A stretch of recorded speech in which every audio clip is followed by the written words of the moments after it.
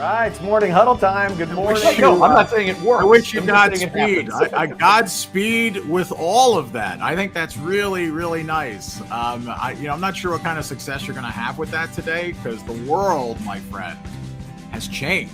Right. Latin American construction workers, they have different needs. They have completely different needs. These awards have a huge criteria that you have to fill out, and they usually have a community service or community relations portion. Makes them, the most productive with a high performance value, and sometimes it's 11 o'clock at night. Yeah. Funny, isn't it? Yeah, not for me. Not for me.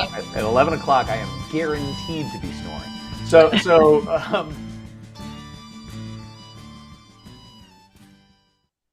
Good morning. It's morning huddle time. We're here for season 4. I am psyched. We've got 3 months of amazing guests that Stacy helped us to hook up with. I guess just her charm.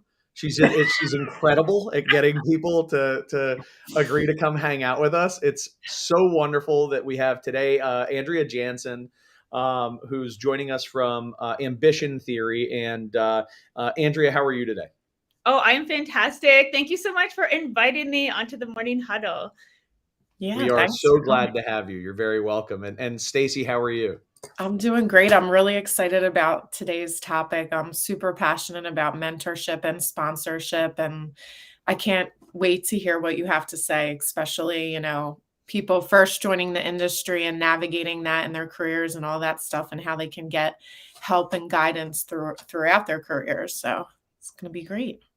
Agreed. I'm fired up. I'm sitting here thinking I can't believe that it's been already 9 or 10 weeks or something like that since we were last on. Usually we take 8 off, but this time I think we took 9 or 10 off. And I was really getting used to having nothing going on Tuesday mornings. But no, I'm really excited to be back in action. This feels more normal to me to have this going on every week. So Stacy is, as always, going to lead the conversation on the live chat for those of you who are joining us live. If you are not joining us live, think about joining us live next time. If you're in a position to do so, it's 9 a.m. Eastern here on LinkedIn Live. And then, of course, we're getting Stacy. We have so many people downloading on Apple and Spotify now. I keep watching those statistics; they're going through the roof. It's really exciting Nice. to watch people joining us that way. But I do miss having so many people joining us in person. I want more people in person. Yeah, definitely. So it brings a lot to the Q&A. But look forward to the Q&A here in 20 minutes or so, and I'm going to jump right in with Andrea. If that's good with you, Stacy, we'll see you in a bit. Sounds good. See you. Thanks. All right, Andrea, let's get to the business of talking about sponsorship and mentorship and what it's all about. And I think I'm embarrassed to admit that it wasn't until we had you, Stacy said, hey, we've got Andrea joining us for this, that I started looking into this and thought, oh man, I wasn't really sure of the difference myself. So tell us a little bit about what mentorship is, what sponsorship is, how they really differ. So don't feel bad about not knowing the difference. Most people don't know the difference. And actually, most people use the word mentorship to describe both mentorship and sponsorship. So we don't really say the word sponsorship out loud, and we don't necessarily need to. And I'll explain the difference. And I want to say thank you for inviting me to talk about this topic, because this is my absolute favorite topic to teach about.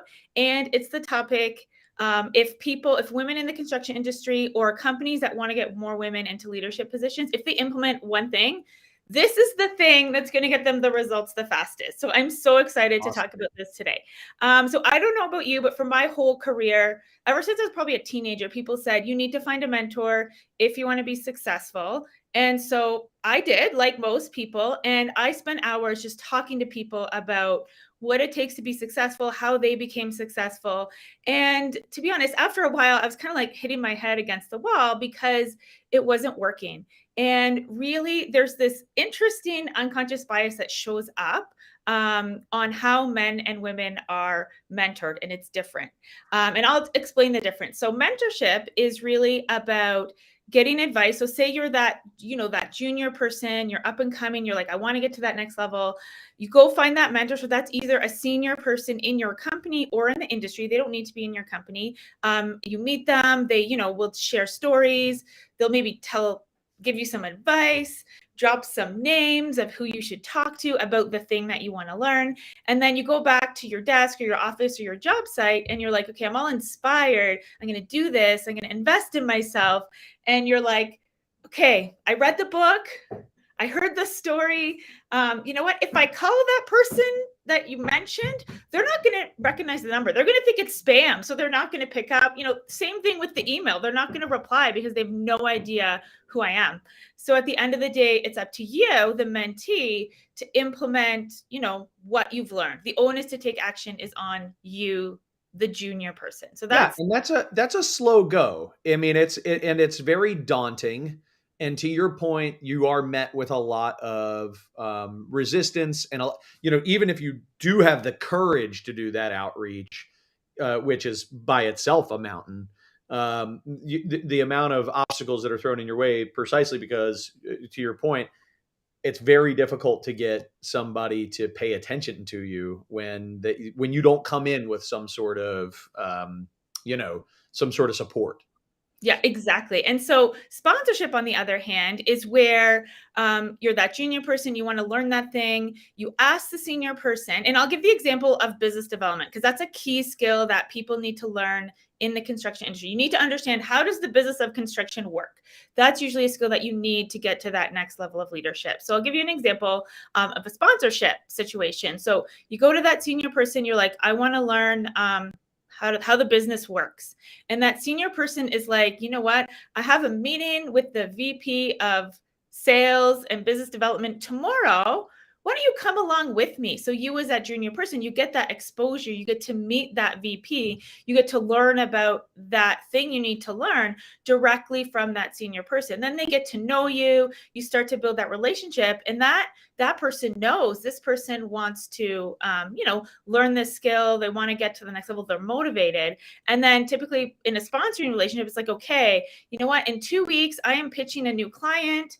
Come along, protege. That's what we use to describe that junior person in this relationship. Come along. And you know what? I'm presenting 20 slides. You take the first 5. I'll be here. I can step in if you screw it up, but we'll do this together. And really, it's that onus to take action is on both people. And if you think about who's going to progress faster, is it the person that's preparing and reading all the books, or the person that's kind of thrown in with that person to guide them and learning it as they go? Yeah. Well, I think there's no substitute for experience and trial by fire, and all those types of things. I mean, I think it's a good combination. I'd also recommend reading the books, but I agree that certainly getting the hands-on experience is going to advance you faster. And so I want to bring this back to the thought of unconscious bias and how the experience differs between men and women. And these aren't just your opinions. This comes from data. I know that you're a data collector. It's a part of what ambition theory does. So tell me, what's the difference between men's experience and women's experience in this, and point to that data. Yeah, so that's a great question. So typically women are mentored. So women are given advice, prepared for that opportunity. And men are typically sponsored. And again, I want to reiterate, this isn't my opinion. This is based on years of research. And the cool thing is we are, and this happens in every industry, it's not just construction. We're actually gathering more data right now so that we can actually quantify this experience for women specifically working in the construction industry. So we will have that in a couple weeks. But that's typically how it plays out. In the unconscious bias, it's one thing I do want to say is people never do this on purpose. They don't even realize they're treating men and women differently, and it's actually out of really good intentions. So for women, it's the unconscious bias is, I want her to be successful. I want her to do really well. I want to support her, and I want to make sure that she's ready for when that opportunity arises, so that she knocks it out of the park, so that she does a really great job. So that's kind of the intention around it. Whereas for men, it's typically about like, you know what, let's throw them in. They can figure it out as they go. And the key to doing that, like, it's great to take those risks because you need to take risks to grow. But the benefit of having that sponsor is that they have skin in the game too. So if something goes completely wrong, when you're taking that risk, they are in it with you, so they can guide you. They can help you pick up the pieces. If something goes wrong, they can help you navigate the politics of it. You have that person with you. Whereas in a mentoring relationship, if you're taking that big risk and it goes really wrong, the mentor is not, they don't have skin in the game. If they gave you that advice, you did it, completely did not go well. Nothing happens to the mentor. And the opposite is also true. If they give you some amazing advice and you follow it, and it's a great, like, you deliver really well, the mentor's not in it with you, so they don't get the credit either. Wow.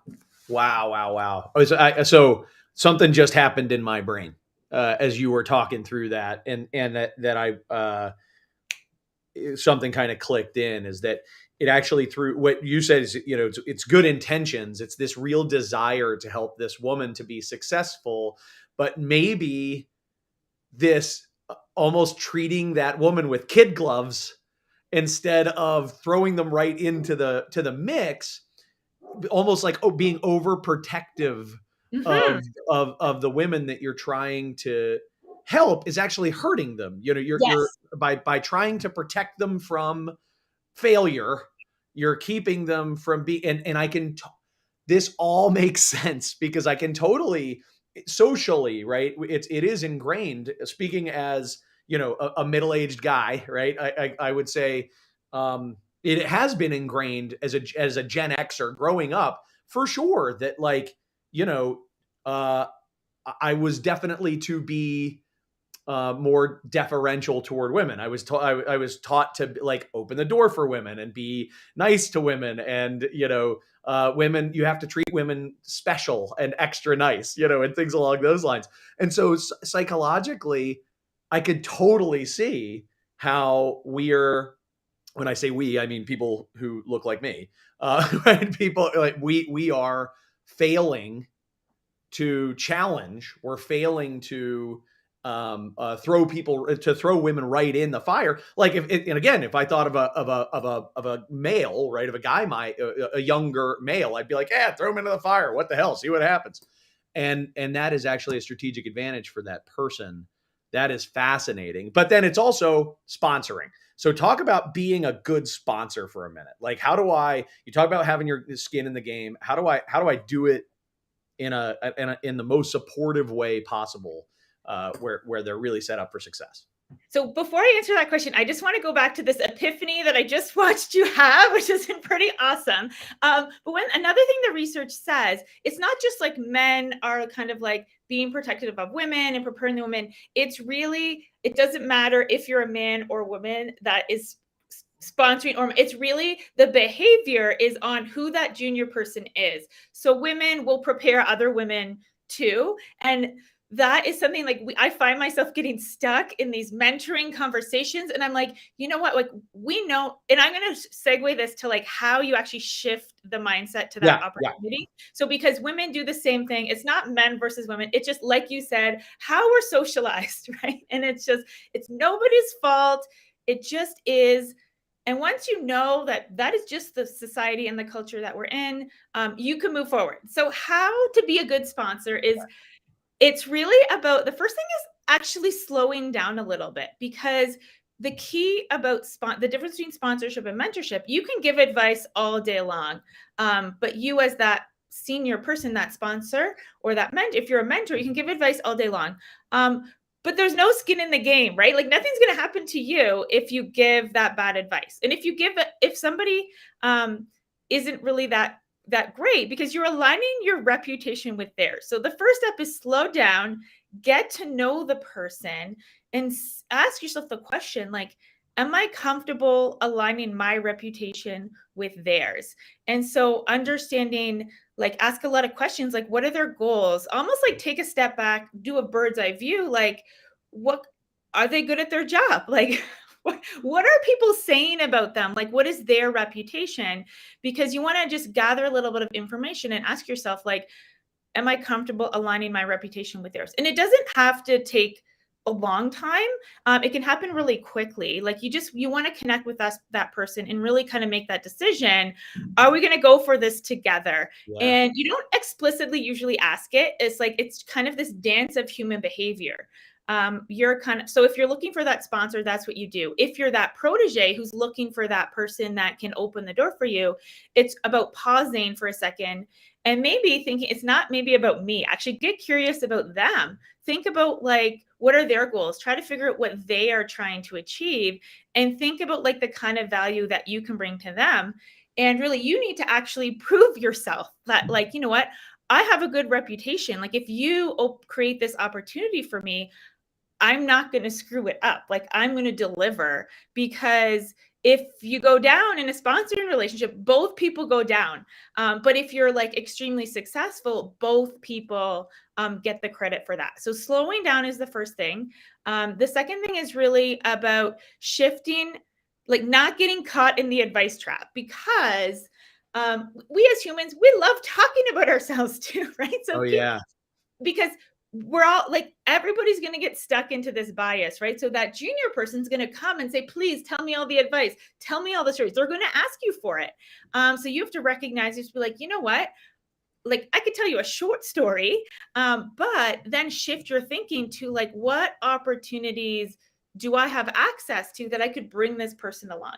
And it could be as simple as, like, you know what, I'm going to a conference next week. Usually only the senior leaders go to the conference. I will buy an extra ticket and bring this person along to the conference.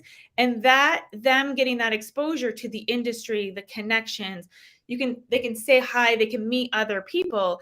That is going to teach them a lot than any advice that you're going to give them. So it could be simple things like that. Could be bringing them along to that meeting. It could be making an introduction. It could be talking about them when they're not there. So if you think about, like, the decisions of, like, how people get promoted, like, how do companies decide who gets promoted? Those conversations are happening when you, as the person who wants to get promoted, are not in the room. And often it's like 2 levels above you that are making that decision. So your boss may not necessarily be in that room and might be at that higher level. So having those people that can influence at that level, that's another thing that a sponsor can do. And one place where people get really stuck is, as the junior person, you're like, how do I add value to this senior executive's world? Right? It's like, how? I'm junior in my career. I don't know a lot. The really interesting thing, especially in construction, and especially if you're in a bigger company, if you think about it, executives and senior leaders, they can't know what is going on site at every project. Or even if you're in the office, they can't have their hands in everything. But what you can do is you can be their eyes and ears on the ground. So you can be looking at, like, what is happening here, and you can kind of tell them the things that are not in the formal reporting, the formal weekly reports, all of the things that get documented. There's all this other stuff going on. Like, maybe there's the client's a little bit mad. So you can share that information, and that's really helpful for that executive. So kind of recognizing, as that junior person, you do really bring a lot of value. And as that senior person, having relationships with people that are junior to you, it gives you access to so much more information. So it really is a win-win. When this is working properly, it's a win for everybody, and it doesn't actually take a lot of time. I really love this concept on both ends of it, right? I have mentors in my life who, if I think about it through a different lens, I'm sure have sponsored me. Yeah.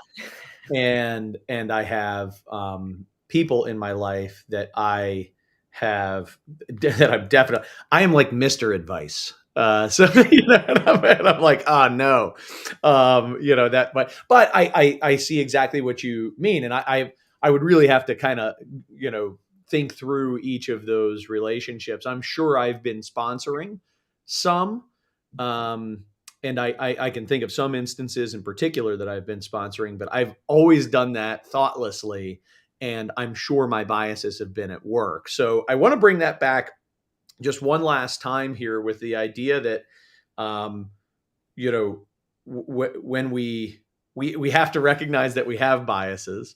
One of the biases that we are likely to have, regardless of who you are, which I thought was really useful to think about as well, is that we may have been socialized to not throw I don't know, to not challenge women to the extent that they could or should be challenged, and to maybe not sponsor and instead just get in the advice trap with these women that we're hoping to help be successful.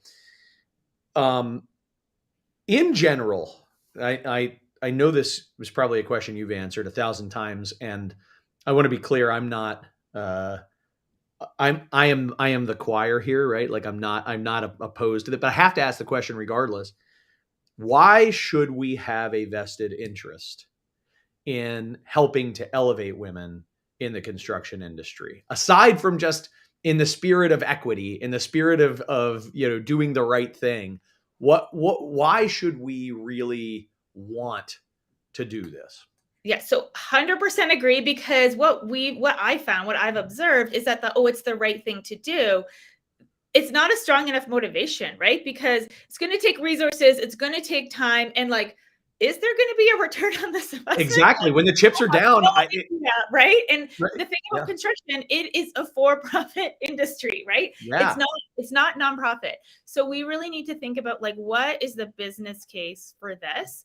And it's a really interesting time in the industry, because I think most people here are probably feeling the talent shortage. And the reality is right now, if you think like 10, 20 years down the road, we're gonna be in cases, and I've heard companies say that they're actually in this situation right now. They're like, we pitched for this job, like, I kind of hope we don't get it, because I'm not sure if we're going to be able to staff it. Like, there's that kind of Yeah, tension, yeah, yeah. that kind of stress happening right now. And if you think about it, there's like, we need to recruit, right? We need more people to come into this industry to deliver all of this work, because it's a great business. The work is there. But there's not enough people to do the work. And that's the place where some companies are at today. And probably in a couple of years, more people are going to feel this pain. So I think if you can think about it that way, as this is a way to actually get more labor into the industry, more people leading. So that's one piece. The second piece is this unique skill set that women bring to the table. And this, I'll do this really quickly. But there's been research that shows like when men are more transactional leaders. So that's transactional is more that top down approach. Like, I'm the boss, I tell you what to do, I delegate the projects. And that men veer more towards that side of the spectrum. Women are more transformational. So they are more collaborative. It's about setting that vision, helping people see their strengths, helping them rise to the challenge. So the research says men are more generally transactional, women more transformational. And and I saw you nod. So in the construction industry, more of the leadership, even training, more of the skills that are rewarded are on that side of the spectrum. But with the younger generation, it doesn't matter what gender they are. Whenever you ask the younger generation, it's like, what do you care about? They're like, I want a sense of purpose. I want to grow. I want to contribute. And if you think about what kind of leader are they going to respond to, as the research says, like, they respond better to that transformational leader. So having women in the industry, having women in leadership roles, it's just a great way to inspire that younger generation, help them see that sense of purpose, and women can do that naturally. So having more women, that's another reason where women can bring that value, because it really helps with retention and getting the most out of your employees. Sold. I agree. Totally agree. So, I mean, you don't have to convince me. I'm 100% there with you. I see it in my work as a consultant. One of my primary goals when there are all male leadership teams is to proactively explore opportunities for creating diversity on that team because they get better, they get smarter. And if it's a good leadership team, they learn from each other, and they adopt some of those characteristics that they see working. So when that woman who it becomes, an executive in that business demonstrates this totally different, just natural take on leadership, it's contagious, and that's a really powerful thing. So, all right, I'm going to pull Stacy into the conversation, get some Q&A going here before we wrap. Fantastic discussion, Andrea. I'm sure the audience has some questions that you can add value to. Yeah. First off, did you want to share any specific stories of, advocating for people, or I think there was a client that you worked with 10 years ago. Oh, you're talking to me? Was that your story, That or was Andrea's? yeah. Story. I would love for Chad to share this sponsorship story. You told me it yesterday. I admitted to Andrea yesterday. I'll do it briefly. I admitted to Andrea yesterday as we did a little prep conversation for this. I was like, I want to be a sponsor. I enjoy helping people to reach the next rung in their career. I also have to balance that with a bit of and I think I'm not alone, but a bit of like what I call a hero complex, which is not something that I love about my personality, but is there, where there's this sort of desire to not just make the impact, but to, just make sure that everybody knows I kind of made the impact, like that kind of thing. And I want to feel really good about myself. And I think it's important that when we do this stuff, that we aren't embarrassed by the fact that, I think Andrea said it beautifully yesterday, was that, I get something from that too. I'm helping to elevate somebody. So it's not just me, like, look at me being a great helper. I want to publish how much I donated, or whatever else. It's all baggage I have in my brain, by the way. It's nobody else's problem but mine.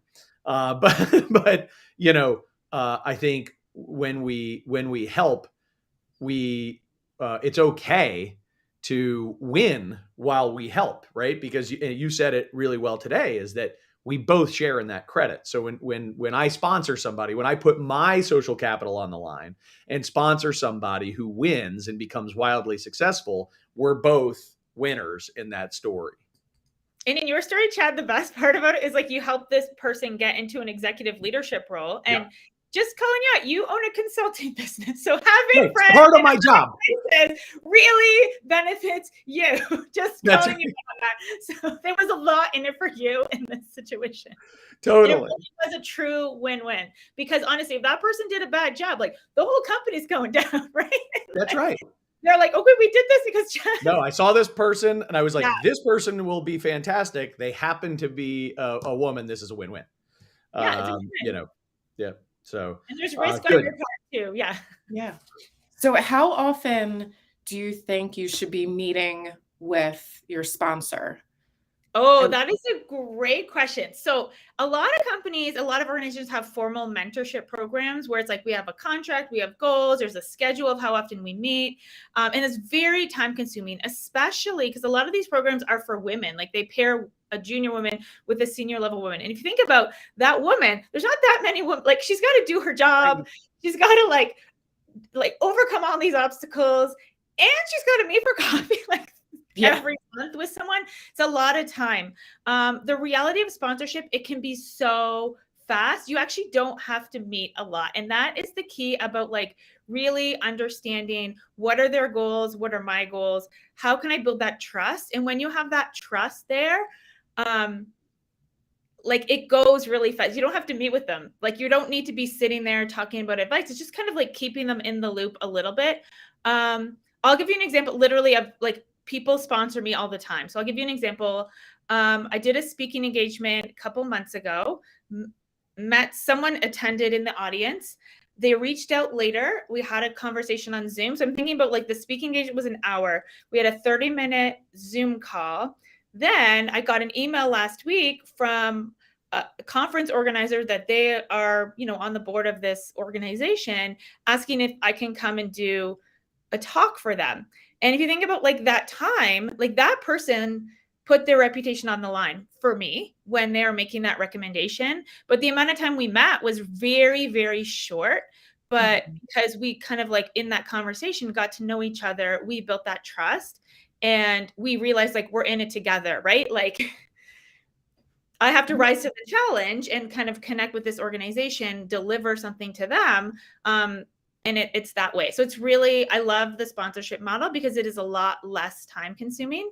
But it's really about that trust and that mutual relationship and knowing that like, I can call this person if things are kind of going, discomfort, something's not feeling great. I can go back and call my person and we're going to figure it out together because there's that mutual benefit. So that's what I love about the relationship. So leading off of that, like the comfortability, so I act as a sponsor a lot to younger generations, high school to college level. And I notice, I don't know if they're intimidated or like you were saying, it's early in their career, so they don't know how to open up and ask questions, or maybe they don't even know what to ask.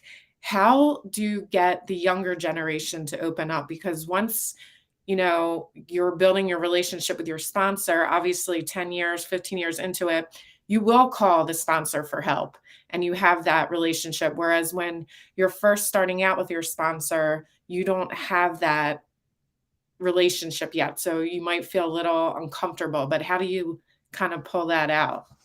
I think sometimes it's going back to simple things like, can you connect on another level? Like, oh, do you like their shirt? Like compliment them on their shirt and like just start the conversation that way. Because you'd be amazed by when you can be authentic with someone, when you can kind of like take the walls down, how you can connect and how that relationship evolves and where that kind of those things come out. I think it's like sometimes letting go of this, like, here's the 5 steps and just being authentic and really building that human connection with them. So just getting a little bit more personal instead of focusing on the career part of it. Okay. Yeah. That's really nice. Okay. And then lastly, I wanted to talk about the survey that you had coming up. I know a lot of women in the industry or just the industry in general have issues with competing with other industries and being flexible and offering those type of opportunities. So you had some type of survey that's coming up, and feel free to share. Yeah, so we are doing a survey. We partnered with the National Center for Construction Education and Research to do a survey. We're going deep on sponsorship. So this is for women only. So please fill it out if you're here. We'd love to include your opinion. It closes on February 13th. And then the second piece that has come up through a lot of our clients and just engagement with the industry is this question about flexibility. Because of the talent shortage, if you look at the landscape, there's so many flexible work options available, and construction's been a little bit late to the game on figuring that out. And the reality is, like, you are building something, so a lot of time you have to physically be there, and I don't know if anyone's cracked that nut yet. So we have a second piece of the survey where we're getting really curious about flexibility and what could that possibly look like in the construction industry. So please can't wait to see fill out our that. survey. Yeah, I spent a lot of time. So one of the things that I've been doing just in the past year, it's been really, really surprising. I spent a lot of time doing these studies inside companies, just inside the business, about sort of stress management. And there are a set of common threads that are constantly the source of high stress. Lack of flexibility in the construction industry is, and in some companies are losing relatively substantial people out of the industry because they're just saying, and again, it's the balance of women doing that to men is much higher women. And so it would be unbelievable to get to some solution for that works for everybody.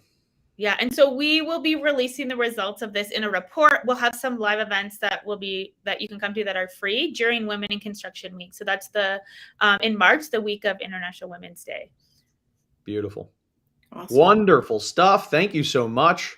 This has been a fantastic conversation, certainly enlightening for me, which I always love.